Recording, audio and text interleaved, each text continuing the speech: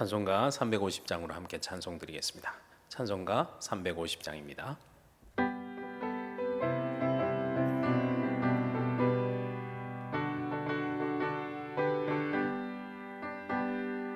우리들이 싸울 것은 혈기 아니요, 우리들이 싸울 것은 육체 아니요, 마귀 권세 맞서 싸워 깨쳐버리고 죽을 영혼 살릴 것일세.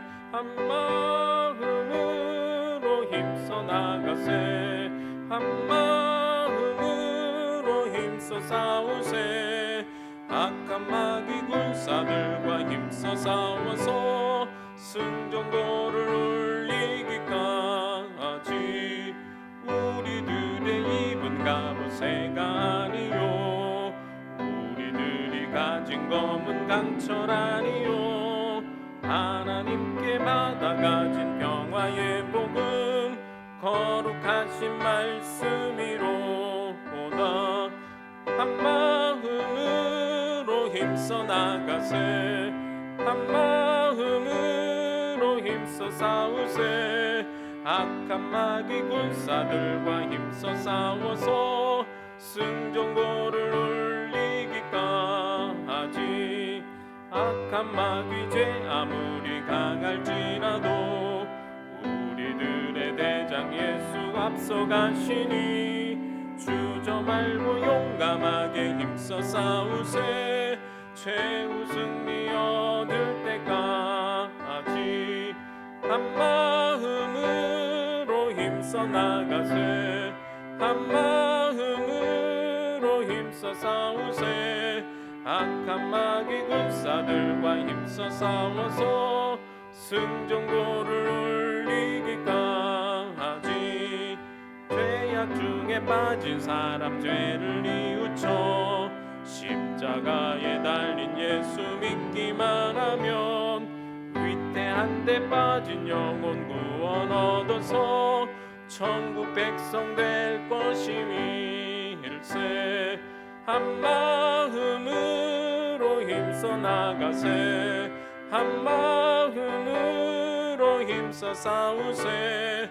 악한 마귀 군사들과 힘써 싸워서 승전고를 올리기까지. 아멘. 오늘 주시는 하나님의 말씀은 예레미야 22장 10절에서 19절 말씀입니다. 예레미야 22장 10절에서 19절 말씀입니다. 구약성경 1084면에 있습니다. 말씀을 함께 보시겠습니다. 너희는 죽은 자를 위하여 울지 말며 그를 위하여 애통하지 말고 잡혀간 자를 위하여 슬피 울라. 그는 다시 돌아와 그 고국을 보지 못할 것임이라. 여호와께서 유다 왕 요시야의 아들 곧 그의 아버지 요시야를 이어 왕이 되었다가 이곳에서 나간 살룸에 대하여 이와 같이 말씀하시니라. 그가 이곳으로 다시 돌아오지 못하고 잡혀간 곳에서 그가 거기서 죽으리니 이 땅을 다시 보지 못하리라. 불의로 그 집을 세우며 부정하게 그 다락방을 지으며 자기의 이웃을 고용하고 그의 품삯을 주지 아니하는 자에게 화 있을진저.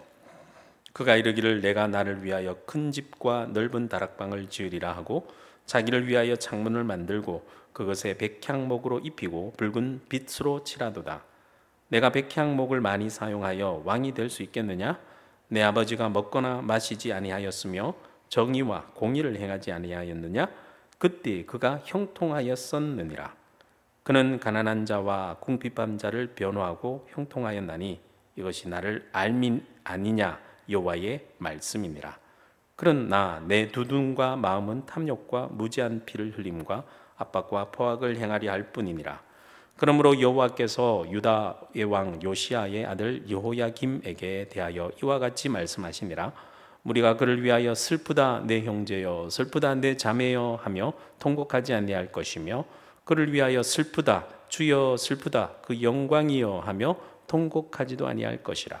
그가 끌려 예루살렘 문 밖에 던져지고 나귀같이 매장함을 당하리라. 아멘. 예레미야가 처음 예언을 시작했을 때의 유대의 왕은 바로 요시야 왕이었습니다. 그는 유다 땅에 우상을 뿌리 뽑고 다시 하나님의 말씀으로 뿌리를 내리려고 노력했던 선한 왕이었습니다. 하지만 그는 애굽과 바벨론의 두 강대국의 틈바구니 속에서 이 바벨론과 싸움을 하러 올라오던 애굽 왕 느고와 무깃도에서 맞서 싸우다가 그만 전장에서 갑자기 죽게 되었습니다. 요시야 왕을 이어 왕이 된 사람이 첫째 아들 바로 여호아스인데요. 오늘 본문에 보면 살룸으로 나와 있습니다. 하지만 그도 왕이 된 지 3개월 만에 그만 애굽 땅으로 끌려가 버리고 맙니다. 그가 친바벨론 정책을 펼친 인물이었기 때문에 애굽에서 실에서 잡아서 끌고 간 거죠. 이어서 왕이 된 사람은 둘째 아들 여호야김인데요. 그도 좋은 왕은 아니었습니다. 그는 하나님을 의지하지 않고 이렇게 국제적인 정세를 그 당시 정세를 잘 읽지 못했고 친애굽 정책을 펼치다가 애굽을 닮아가려고 하다가 나라를 망하게 하는 인물이 되어버렸습니다. 오늘 본문의 말씀은 요시야 왕의 뒤를 이은 이 두 왕에 대한 하나님의 말씀이 나옵니다. 그래서 오늘 본문을 단락별로 살펴보면 10절에서 12절 말씀은 살룸으로 나오는 여호아스 왕에 대한 하나님의 말씀이고요. 13절에서 19절 말씀은 여호야김 왕에 대한 하나님의 말씀이 나옵니다. 먼저 첫 번째 말씀을 볼까요? 살룸 여호아스 왕에 대한 하나님의 말씀인데요. 10절에서 12절 말씀입니다. 너희는 죽을 자를 위하여 울지 말며 그를 위하여 애통하지 말고 잡혀간 자를 위하여 슬피 울라. 그는 다시 돌아와 그 곡을 보지 못할 것임이라. 여호와께서 유다 왕 요시야의 아들 곧 그의 아버지 요시야를 이어 왕이 되었다가 이곳에서 나간 살룸에 대하여 이와 같이 말씀하시니라. 그가 이곳으로 다시 돌아오지 못하고 잡혀간 곳에서 그가 거기서 죽으리니 이 땅을 다시 보지 못하리라 라고 말씀합니다. 여기서 죽은 자, 본문에 나오는 죽은 자는 요시야 왕을 말하는 거죠. 그리고 잡혀간 자는 요시야의 왕을 이어 왕이 된 첫째 아들 살룸, 바로 여호아스 왕을 가리키는 말입니다.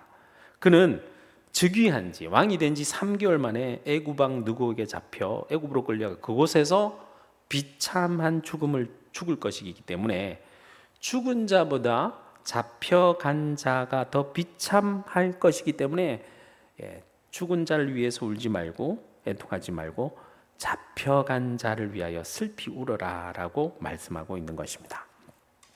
역사를 살펴보면 또 역사와 또 앞선 사람들, 앞에 있는 사람들의 실패하는 모습, 그것을 통해서 배우지 못하면요 희망이 없습니다. 미래가 암울할 뿐이죠. 살룸, 여기서 나오는 여호아스 왕이 애굽으로 잡혀가는 것을 봤잖아요. 요시야의 아들, 둘째 아들 여호야김 왕은 다 보았습니다. 경험했습니다. 그런데 여호야김 왕은 왕이 되지만 이미 불난 집에 기름을 더 뿌려서 더 불이 나게 하듯이 아예 하나님의 심판을 받아 멸망해 가는 시기를 오히려 더 앞당기는 일을 해버리고 맙니다. 그 말씀에 대해서 바로 두 번째 여호야김에 대한 하나님의 말씀이 임하는데요. 13절 말씀 볼까요? 불의로 그 집을 세우며 부정하게 그 다락방을 지으며 자기의 이웃을 고용하고 그의 품삯을 주지 아니하는 자에게 화 있을진저라고 말씀합니다. 원문을 보면 여기서는 화 있을진저를 제일 뒤쪽에 나와 있지만 원문을 보면 화 있을진저란 말이 제일 앞에 나와요. 망했다라는 선포가 가장 먼저 나온다라는 거죠. 멸망으로 치닫는 그의 행위를 두 단어로 오늘 말씀해 보면 압축해 보면 불의와 부정이라고 말할 수 있습니다. 하나님께서 예언자 예레미야를 통해서 변함없이 외쳤던 말씀이 무엇인가요? 무엇을 행하라고 했던가요? 정의와 공의를 행하라고 했잖아요.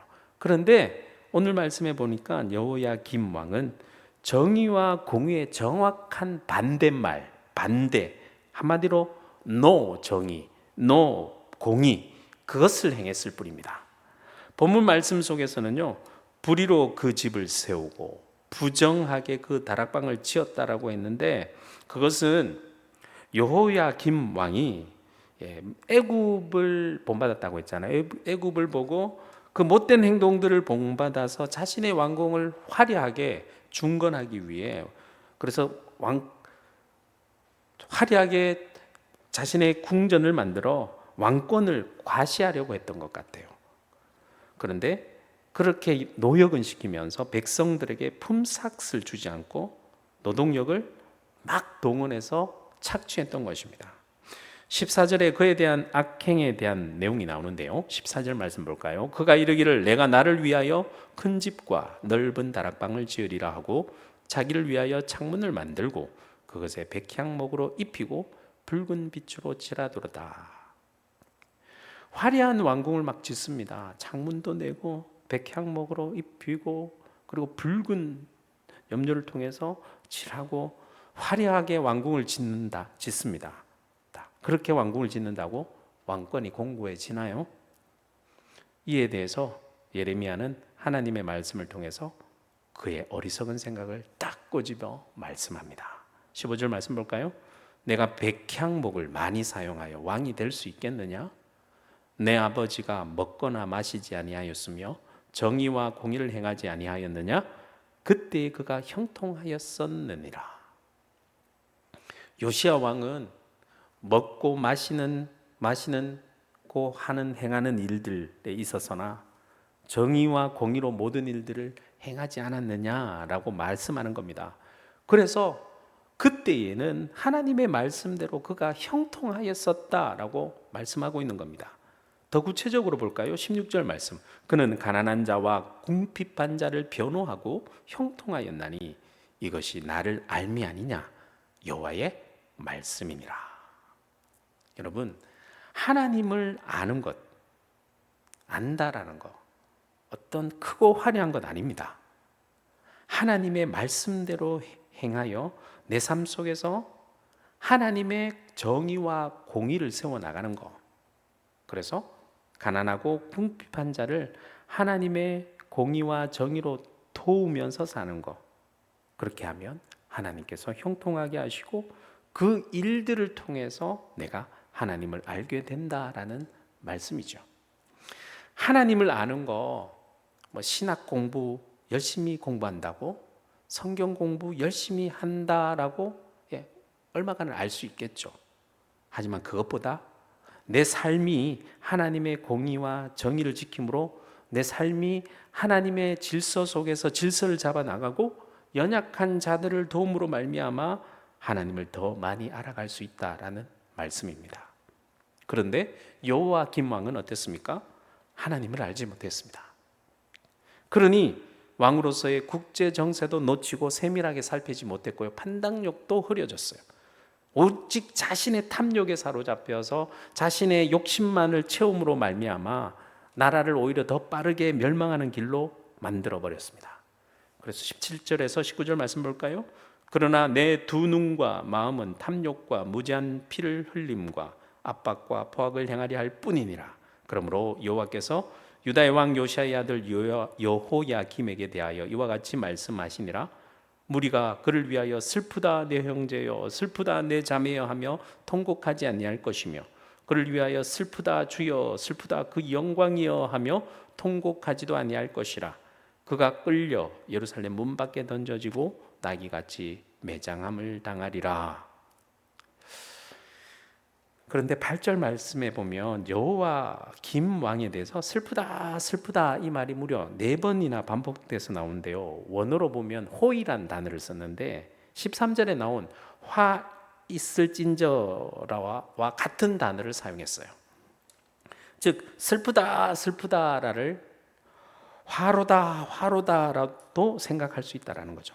왜 그렇게 생각할 수 있냐면 남유다가 바벨론에게 멸망하고 여호야김 왕이 죽은 후 남유다 사람들이 모두 포로로 끌려갔기 때문에 슬프다 내 형제여, 슬프다 내 자매여라고 통곡할 사람이 남아있지 않아요. 게다가 여호야김 왕의 시신을 장사할 사람이 아예 없어서 마치 사람인데도 짐승처럼 나귀가 매장당하는 것처럼 예루살렘 문 밖에 던져져서 매장함을 당할 것이다 라고 말씀하기 때문입니다. 오늘 말씀을 통해서 우리는 살룸, 여호아하스 왕이죠. 그리고 여호야김 두 왕의 이야기를 통해서 무엇을 깨달을 수 있을까요? 복잡한 정세 속에서 그들은 살아남기 위해서는 권력을 가져야 된다. 권력을 가지려고 노력하지만 권력은 스스로 가지려면 가질 수 있어요. 하지만 권력을 유지시키는 권위는 스스로 만들거나 세워지는 것이 아닙니다. 그것은 권력을 가진 자가 하나님의 말씀에 겸손한 마음으로 순종할 때 주어지는 것이 바로 권위예요. 형통한다는 것도 마찬가지입니다. 그것은 철저하게 우리가 하나님의 말씀대로 순종하며 살아갈 때에 하나님께서 형통함을 선물로 주시는 것입니다. 오늘 하루 말씀을 통해서 우리들이 살아가는 삶의 현장 속에서 하나님의 말씀에 내가 겸손한 마음으로 순종함으로 말미암아 우리들의 가정과 직장에서 하나님께서 세워주는 권위가 있길 소망합니다. 그 권위로 하나님의 뜻이 이루어지게 만드는 사람이 되길 소망합니다. 그럴 때 그곳에서 하나님의 형통하심으로 말미암아 가정과 직장이 형통하게 되는, 만나는 사람마다 형통함을 누리게 되는 그런 축복된 삶을 살아가는 오늘 하루가 되길 주님의 이름으로 축복합니다. 기도드리겠습니다. 사랑이 풍성하신 하나님 아버지, 여호아하스 왕과 여호야김 두 왕은 하나님을 멀리하고 권력을 가져보겠다고 스스로 권위를 세워보겠다고 하는 그 모든 노력들이 허사요.